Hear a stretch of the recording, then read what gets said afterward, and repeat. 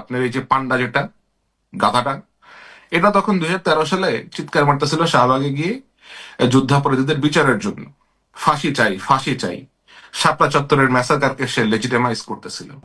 যেই দাবিটা এসছে জামাত ইসলামের রাজনীতি নিষিদ্ধ করার, একটা জিনিস বুঝতে হবে, Jamaat was not a mere collaborator. Jamaat was part of east Pakistan provincial government. তারা 4টা মন্ত্রী ছিল, commerce, revenue, industry and education.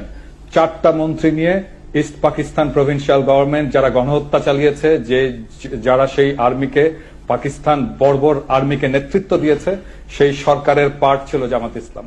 So সেই গণহত্যার, মুক্তিযুদ্ধের সময়ের গণহত্যার সমস্ত অপরাধের নৈতিক এবং বাহ্যিক ব্যবহারিক দায়িত্ব এই সংগঠনটাকে নিতেই হবে, এবং এটাই আজকে বাংলাদেশের তরুণ প্রজন্মের দাবি। তারপরে তার মনে হইলো যে সে ভুল কাজ করছে, তারপরে সে মাফ চাইছে। আর বেটা, তোর এই সমস্ত অ্যাক্টিভিজমের জন্য তো তখন কিছু মানুষকে ফাঁসি দেওয়া হয়েছে। Did you forget that? আমার মনে হয় লোকটা এটা ভুলে গেছে। না হচ্ছে সে সব মাফ চাচ্ছে। তোদের অ্যাক্টিভিজমের জন্য একটা কিছু সংখ্যক মানুষকে মেরে ফেলা হইলো, তখন তুমি এসে এখন মাফ চাইলে হবে? তুমি এসে এখন সাধু সাজার চেষ্টা করতেছো। এই যে ধরেন এই ধরনের ক্রিপ, বলবো আমি একে ক্রিপ এবং প্যারাসাইট ছাড়া আর আমার কোনো শব্দ ভালো মুখে আসতেছে না। যখন যেদিকে সুযোগ পায় তখন সেদিকে গিয়ে মুখ মারে।